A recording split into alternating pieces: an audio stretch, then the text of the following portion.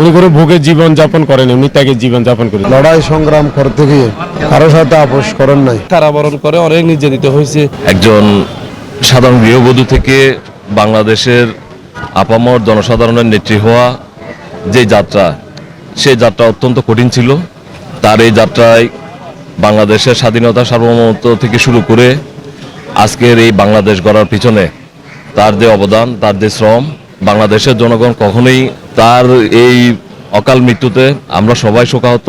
আমরা মহান রাব্বুল আলামিনের দরবারে আমাদের নেত্রীকে যেন মহান রাব্বুল আলামিন বেহেশত নসিব করেন, আমরা সবাই সেই দোয়া কামনা করছি। বাংলাদেশের জাতীয়তাবাদী দল সহ সাধারণ জনগণ অভিভাবকহীন হয়ে গেলাম, বলার মতো ভাষা নাই, ভাষা হারিয়ে ফেলেছে দেশের জনগণ। আমাদের মন ভারাক্রান্ত। আমাদের প্রিয় নেত্রী দেশনেত্রী বেগম খালেদা জিয়া, উনি আমাদের জন্য, এই দেশের জন্য, দেশের মানুষের জন্য ওনার জীবনে সব কিছু ত্যাগ করেছে, স্যাক্রিফাইস করছে।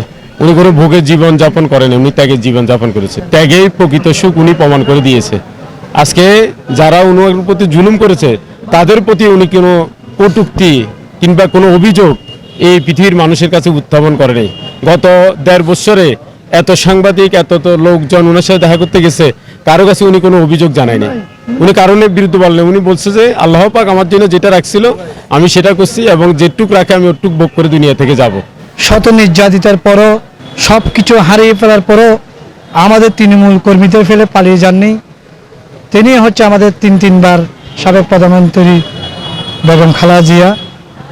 প্রথমে আল্লাহ ওনাকে জান্নাতবাসী করুক, ওনার পরিবারকে আল্লাহ সুস্থ ভালো শক্তি দান করুক, এবং আমাদের প্রাণপ্রিয় সকলের অভিভাবক তারেক রহমান যেন আগামী দিনের রাষ্ট্রনায়ক হতে পারে, সেই জন্য তৃণমূল থেকে আমরা দোয়া করছি।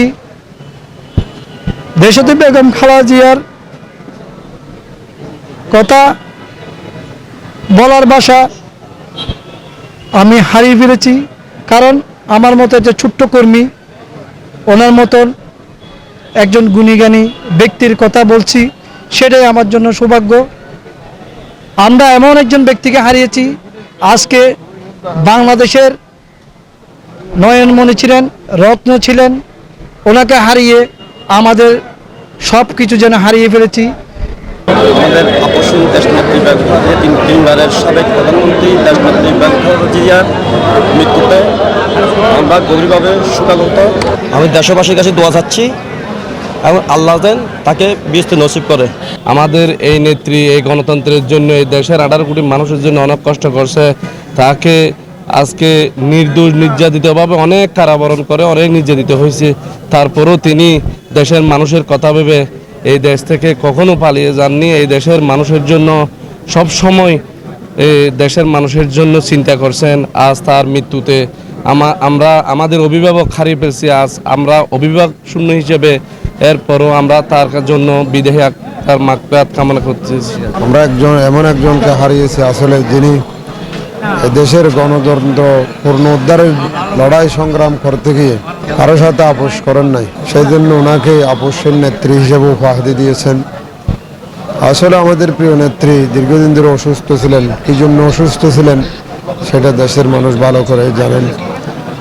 তারপরেও ওনার মৃত্যুতে দেশের অপূরণীয় ক্ষতি হয়ে গেছে।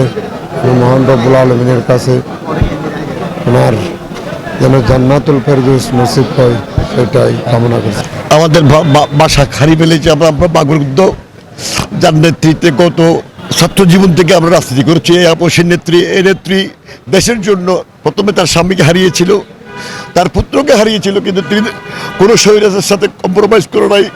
এই দেশের জন্য তার জীবনটাই উৎসর্গ করে দিয়েছে।